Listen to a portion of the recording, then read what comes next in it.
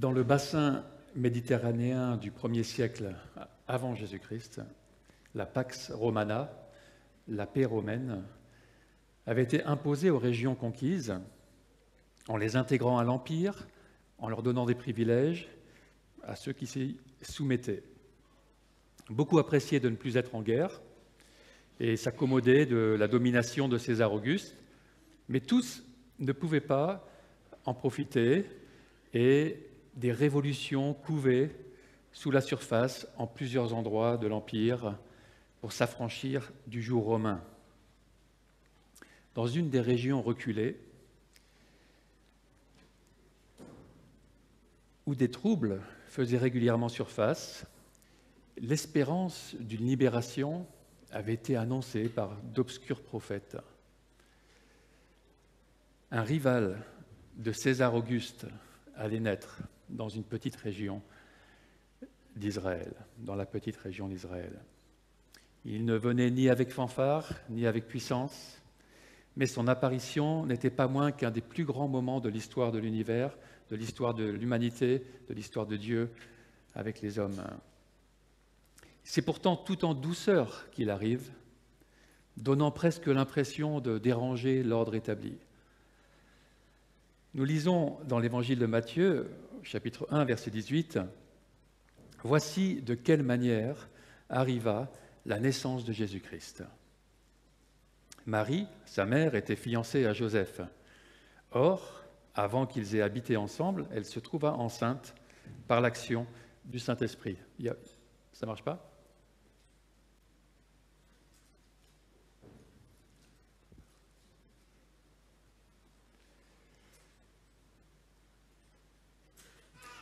Je continue la lecture. Joseph, au verset 19, son fiancé, qui était un homme juste et qui ne voulait pas l'exposer au déshonneur, se proposa de rompre secrètement avec elle.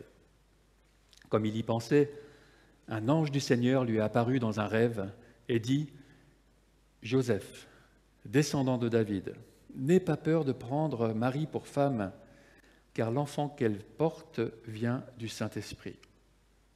Elle mettra au monde un fils et tu lui donneras le nom de Jésus, car c'est lui qui sauvera son peuple de ses péchés. » Tout cela arriva afin que s'accomplisse ce que le Seigneur avait annoncé par le prophète. La Vierge sera enceinte, elle mettra au monde un fils et on l'appellera Emmanuel, ce qui signifie Dieu avec nous. À son réveil, Joseph fit ce que l'ange du Seigneur lui avait ordonné et il prit sa femme chez lui. Mais il n'eut pas de relation conjugale avec elle jusqu'à ce qu'elle ait mis au monde un fils auquel il donna le nom de Jésus. Super. Le verset 18 commence donc cette séquence par « Voici de quelle manière arriva la naissance de Jésus-Christ ».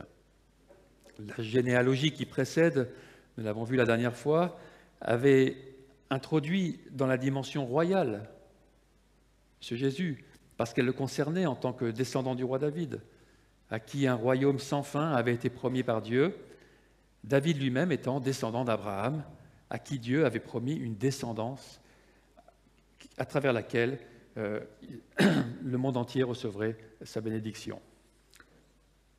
Il était évoqué dans cette généalogie le grand plan de Dieu et la réalisation en germe de ces deux grandes promesses à David et à Abraham à travers l'arrivée de Jésus sur la scène. Alors que Matthieu expliquera ici que Marie est devenue enceinte sans l'aide de Joseph, l'homme à qui elle était fiancée, situation que ce dernier verra comme un déshonneur potentiel, dans cette généalogie, Matthieu devait montrer à ceux qui sont sceptiques que Dieu pouvait très bien agir d'une façon qui nous paraît bizarre, avec la mention de 4 femmes particulières qui sont mentionnées comme des anomalies, et que cela, en fin de compte, n'est pas nouveau dans la lignée du Messie. Dieu se plaît à œuvrer à travers toutes sortes de personnes, et en particulier à travers des personnes fragilisées par la vie ou des personnes en situation de faiblesse. Enfin, en positionnant Jésus au terme de 3 séries de 14 générations, Matthieu fait de sa naissance un aboutissement, à un moment qui ne doit rien au hasard, mais tout à la volonté et au projet de Dieu. Et c'est ainsi que la venue du Messie libérateur tant attendu ne se fera pourtant pas avec les honneurs, dans un palais royal, mais dans des circonstances troublantes, en particulier pour celui qui en sera le père adoptif, Joseph. Verset 18 continue, « Marie, sa mère, était fiancée à Joseph. Or, avant qu'ils aient habité ensemble, elle se trouva enceinte par l'action du Saint-Esprit. » La période de fiançailles avait commencé normalement pour Marie et Joseph, comme pour toutes les autres fiançailles de l'époque. Selon la coutume, leur première étape de fiançailles a dû débuter lorsqu'ils étaient adolescents, puis alors qu'ils étaient de très jeunes adultes, peut-être même encore adolescentes pour Marie. Les fiançailles se sont formalisées devant témoins. Marie et Joseph étaient maintenant engagés l'un envers l'autre, avec un statut légal qui demanderait d'être légalement rompu devant témoins, le cas échéant. Mais ils ne pensaient pas à ça, bien sûr. Ils attendaient maintenant le jour du mariage où ils pourraient enfin vivre ensemble. Sauf qu'un petit problème arriva. Dans le déroulé de leur fiançailles, Marie se trouve enceinte. Mince. Joseph ne pouvait qu'en conclure qu'un autre homme avait couché avec elle. L'évangile de Luc nous dit que Marie aussi a reçu la visite d'un ange pour lui annoncer qu'elle serait enceinte, mais qu'elle est ensuite partie en hâte pendant 3 mois voir sa cousine Élisabeth dans les montagnes près de Jérusalem. Apparemment, elle n'a pas parlé avec Joseph de cette visite de l'ange. Pourquoi? Peut-être parce que c'était quelque chose qui allait se faire encore et ça restait quelque chose d'intime pour elle, c'est difficile à savoir. En tout cas, elle n'avait pas partagé cette annonce qu'elle serait enceinte par le Saint-Esprit de Dieu, ou en tout cas, la situation de Joseph, la façon dont il réagit, semble montrer cela. Et si c'est ainsi que cela s'est déroulé, c'est-à-dire qu'elle est partie pendant 3 mois voir sa tante Élisabeth, sans avoir dit à Joseph cette visite de l'ange, eh bien Joseph doit imaginer que c'est pendant cette période que ça s'est passé, qu'elle est tombée enceinte. Et ça a vraiment dû être un choc pour lui, en la voyant revenir. Sûrement que Marie, à ce moment-là, essayait de lui expliquer cette histoire de l'ange et du Saint-Esprit. Mais on comprend que Joseph devait être pour le moins sceptique. C'était jamais arrivé, enfin, à notre connaissance. Et le texte nous dit qu'il ne pouvait plus aller de l'avant avec le mariage. Et comme le dit une version, il décida de la répudier. Verset 19 dit ainsi, « Joseph, son fiancé, qui était un homme juste, qui ne voulait pas l'exposer au déshonneur, se proposa de rompre secrètement avec elle. » Même s'il croyait que Marie l'avait trompée, il ne voulait pourtant pas qu'elle soit exposée publiquement. Elle serait alors irrémédiablement marquée comme adultère en Israël. Et elle risquait même d'être lapidée pour cela, même s'il semble que ça ne se faisait plus trop à l'époque. Peut-être pensait-il qu'elle irait alors rejoindre le fautif, et qu'ils se débrouilleraient tous les deux, discrètement, on n'en parle plus, que tout se ferait ainsi sans bruit. Il voulait minimiser l'impact sur elle, mais sur lui aussi, en n'allant pas de l'avant dans le projet de mariage, car s'il reconnaissait cet enfant, le déshonneur serait tombé sur lui d'avoir eu des relations sexuelles avant le mariage. Mais en tout cas, il était sûr d'une chose, il n'était pas le père de l'enfant. Il le savait. Au verset 20, comme il y pensait, un ange du Seigneur lui apparut dans un rêve et dit « Joseph, descendant de David, n'aie pas peur de prendre Marie pour femme, car l'enfant qu'elle porte vient du Saint-Esprit. » Alors pourquoi l'ange a-t-il laissé Joseph passer par cette agonie en ne lui disant pas cela dès le départ, avant que Marie soit enceinte? comme à Marie. Peut-être pour que le choix de Joseph de croire l'ange se trouve être plus grand, un plus grand pas de foi que s'il l'avait su dès le départ.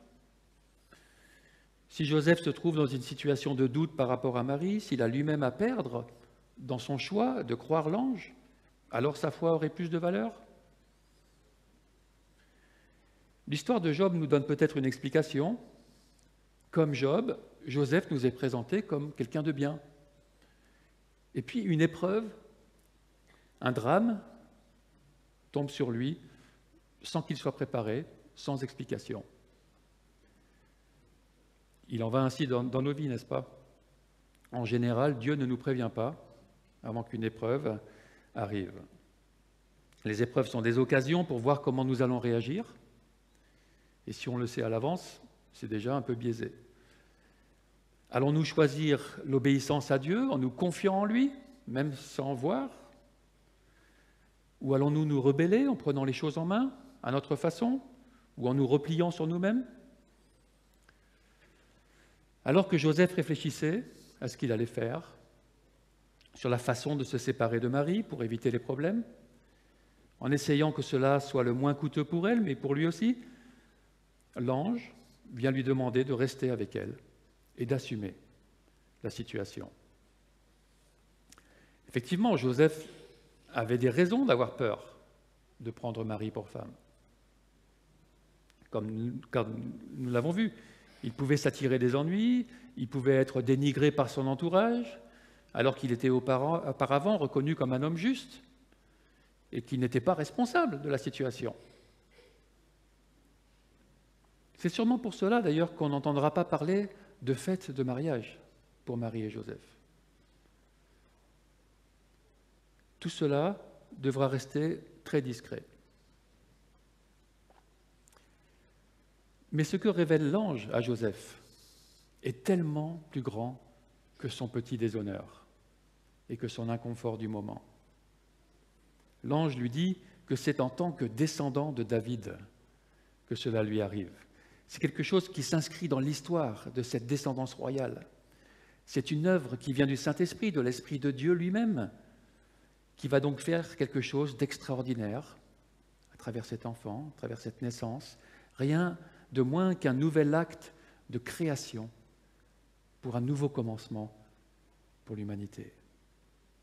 Ainsi, le verset 21 dit « Elle mettra au monde un fils et tu lui donneras le nom de Jésus, car c'est lui qui sauvera son peuple de ses péchés. » Nous rendons-nous compte de l'importance de ce que révèle l'ange à Joseph? Nous qui sommes habitués à entendre ces mots, ou qui les entendons pour la première fois peut-être, réalisons-nous l'immense bonne nouvelle qu'ils apportent? Ce n'est rien de moins que l'espérance de salut pour l'humanité, une porte de sortie à la situation de condamnation dans laquelle elle se trouve. Jésus, c'est le premier nom qui apparaît dans l'évangile de Matthieu. C'est le nom qui révèle à la fois son identité et sa mission. Nous avions dit la dernière fois qu'il signifie « Dieu sauve ». Jésus, c'est Dieu qui s'incarne pour sauver son peuple de ses péchés. Son peuple, c'est premièrement ses compatriotes juifs, le peuple d'Israël, mais peu d'entre eux saisiront l'occasion d'être sauvés par lui de leurs péchés. C'est pourquoi l'introduction de Matthieu nous avait rappelé que Jésus est non seulement fils de David, il est aussi fils d'Abraham, et c'est en tant que tel qu'il est aussi l'accomplissement de cette promesse de Dieu à Abraham, celle de faire de sa descendance une bénédiction pour toutes les nations. La généalogie qui précède l'a montré, le peuple que Jésus sauve comporte des Juifs, ainsi que ceux qui se sont unis à lui, au peuple d'Israël, par la foi. C'est ainsi que le peuple de Jésus devient celui de tous ceux qui s'y joignent par la foi en lui, par la foi en son salut, Dieu ayant prévu d'ouvrir sa bénédiction à tous ceux qui la saisiraient par la foi.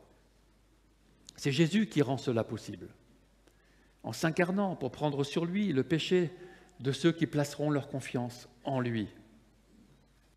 Jésus inaugure une nouvelle et dernière alliance avec les hommes, alliance qui sera scellée de son sang, garantie par son sang versé en sacrifice sur la croix. Il rappellera cela vers la fin de l'Évangile, en disant au chapitre 26, verset 28, « Ceci est mon sang, le sang de l'alliance, qui est versé pour beaucoup pour le pardon des péchés. » Nous aurons l'occasion de revenir là-dessus après le message en célébrant la scène.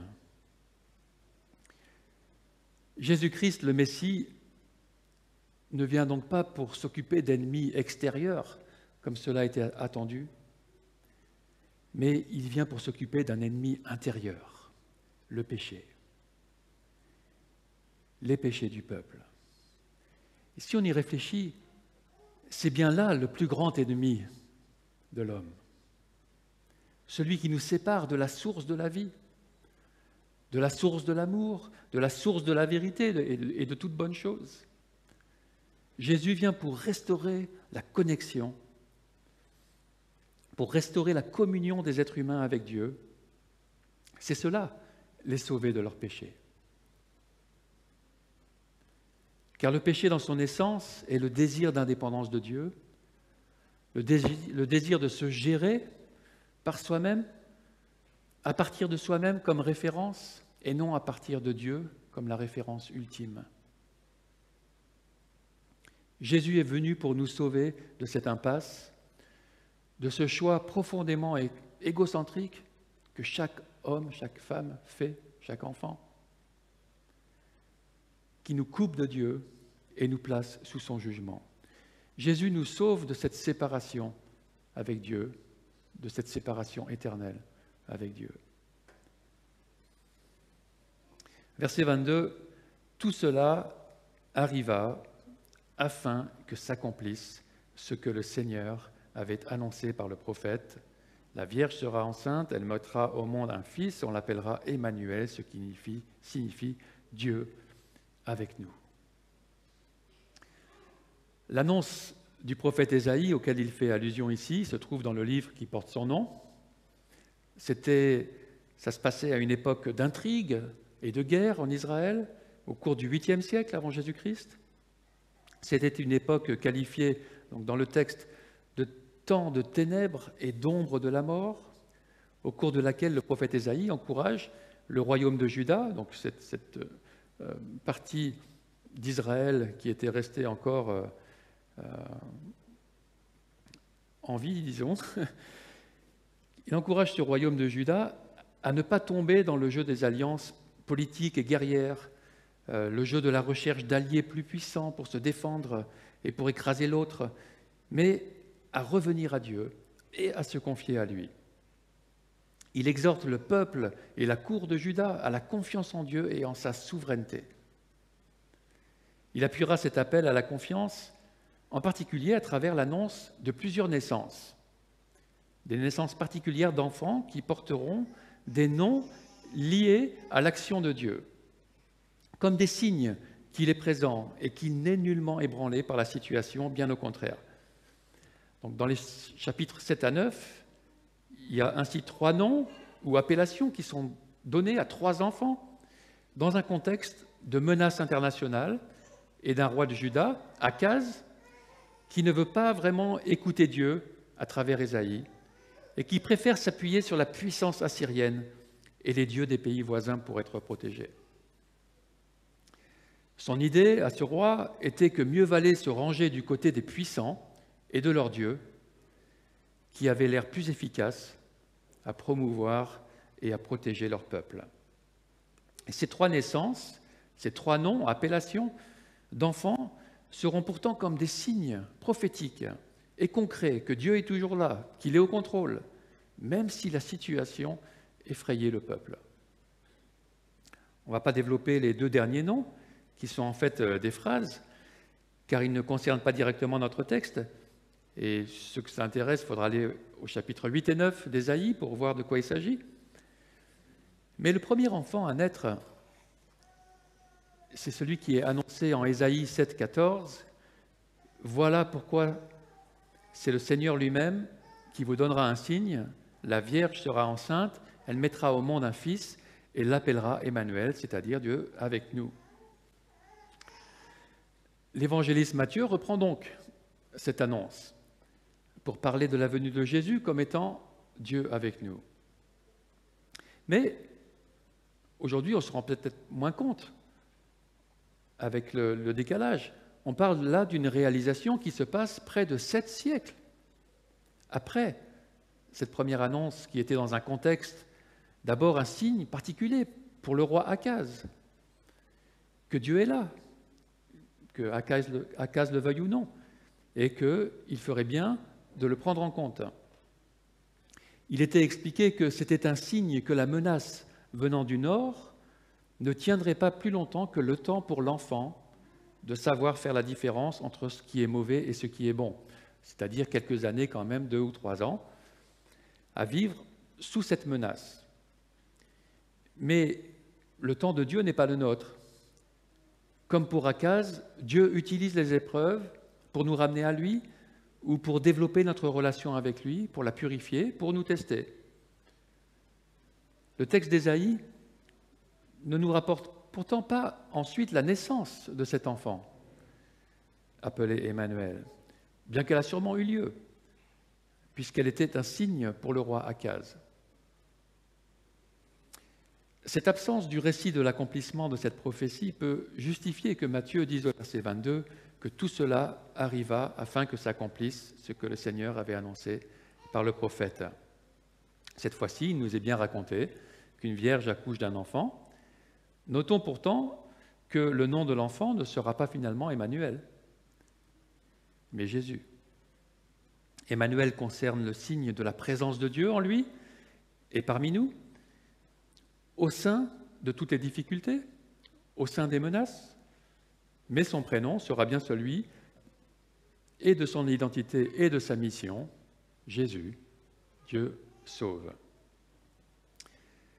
Après sa remarque, Matthieu conclut, au verset 24, « À son réveil, Joseph fit ce que l'ange du Seigneur lui avait ordonné, et il prit sa femme chez lui. Mais il n'eut pas de relation conjugale avec elle jusqu'à ce qu'elle ait mis au monde un fils auquel il donna le nom de Jésus. » Joseph obéit. Il accepte de porter le déshonneur de cette situation ambiguë. Quelque part, il apprend chez elle, en douce. C'est peut-être là le mariage. Sur la parole de l'ange, il choisit de croire et de donner ce nom, porteur d'un immense espoir, à celui dont il devient le père adoptif. Une dernière remarque par rapport à ce qu'on appelle la virginité perpétuelle de Marie.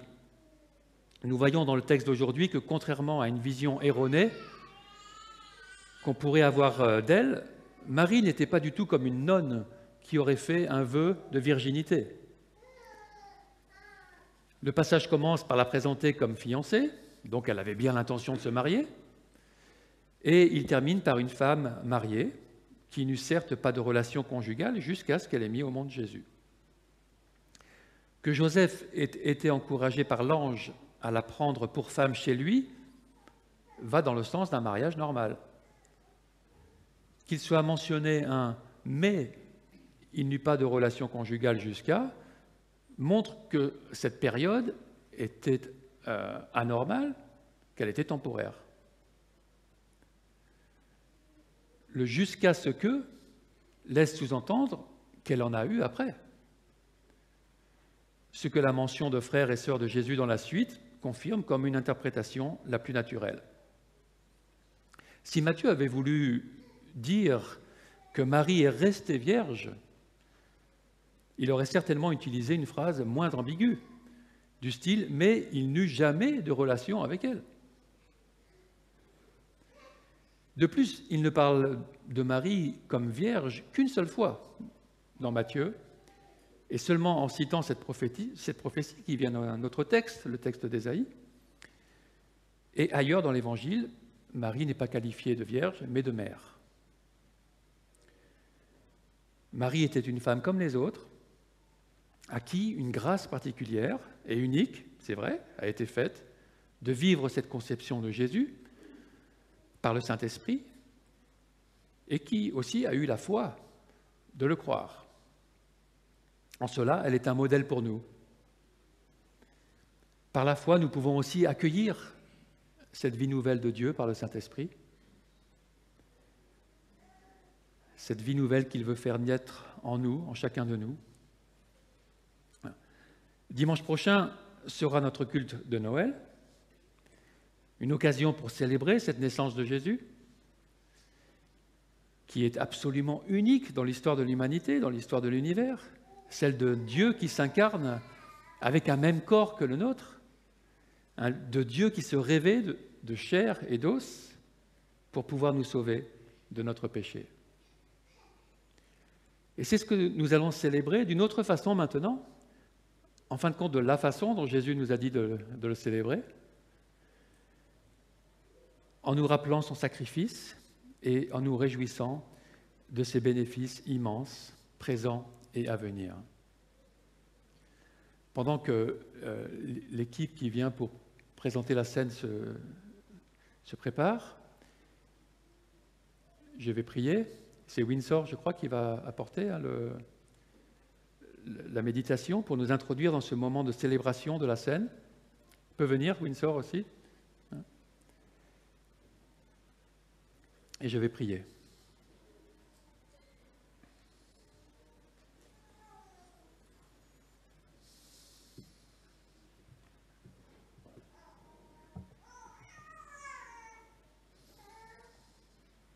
C'est pas du tout, Seigneur, comme les hommes s'y attendaient que tu es venu. Tu le sais bien, tu l'as fait exprès. Tu es venu en douce, te révéler juste à quelques personnes dans une région reculée.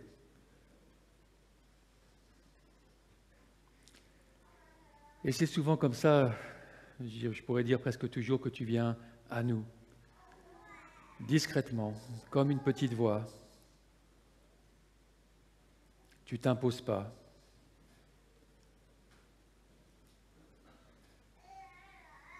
Mais tu te révèles à ceux qui veulent bien le voir, à ceux qui sont ouverts, qui s'ouvrent à ton esprit. Comment, Seigneur, bien te remercier, comment bien peser ce que tu as fait dans cette naissance. Aide-nous, Seigneur, à bien nous rappeler, à bien commémorer ce que tu as fait, à en saisir toute l'importance, toute la puissance malgré la faiblesse et la douceur.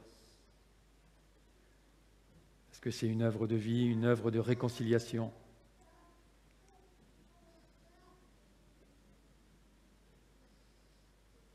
Merci d'être venu sauver du péché. Amen.